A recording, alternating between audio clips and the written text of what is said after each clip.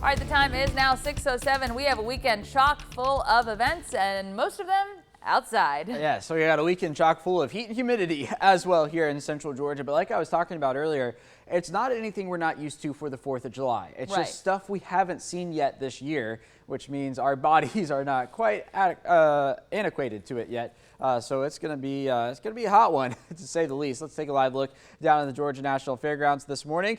We got 68 in Macon, 69 in Warner Robins, 68 in Cochran, waking up to 64 in Eastman and 67 in McRae. The radar is quiet across central Georgia this morning, but we do have some smoke in the upper levels of our atmosphere. You might have seen pictures out of the north from yesterday and the day before. Chicago, Pittsburgh coming to mind in terms of smoke down at the surface. Well, this smoke from the Canadian wildfires is not at our surface. It's high up in our atmosphere, and it's going to hang around for the next couple of days before it kind of mixes into everything else and really falls apart. But it's still going to be around at least through tomorrow evening across central Georgia. So a sight to be seen. Just going to see some hazy skies, and that's about it. 93 by the noon hour later this afternoon. Temperatures in the upper 90s. A hot and humid afternoon across central Georgia. I don't think we're going to see much in the way of rainfall, at least through the day. Maybe a shower or two through the overnight hours. But then we get into tomorrow, and this is where things begin to change. So waking up into the 70s for tomorrow morning, and then for tomorrow afternoon, notice we do get warmer. Future View, this run of Future View has us getting to 100. I think we'll be a degree or two shy of that, but mixing in a couple more showers, maybe even a storm or two as well, especially as we get into that sunset hour.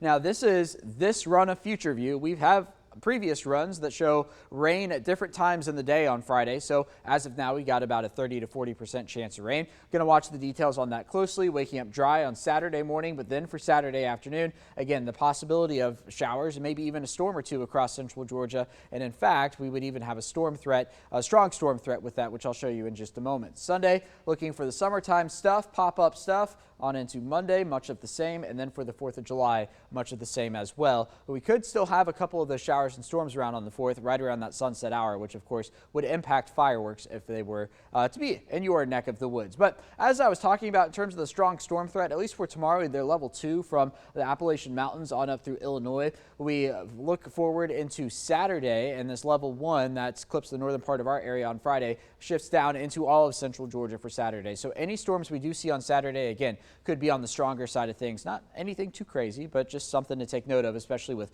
all the events we've got going on this weekend. But beginning today and lasting through the next week, humidity value is going to be up there in the 70s, the very muggy range. So get ready, because here it comes, whether you like it or not. Of course, that's going to drive up the feels like temperatures into the upper 90s today. And then for tomorrow, feeling like potentially triple digits at times across central Georgia. As for the 4th of July, going with 95, feels like 100 plus, a 30% chance of storms. Sunset on the 4th of July, going to be at about 8:46. Here's the 7-day forecast. 98 tomorrow, 100 the actual air temperature for Saturday, and then we cool down to a chilly 91 by Wednesday. But Caitlin, through the weekend, the humidity is going to be hanging around, making it feel like the triple digits.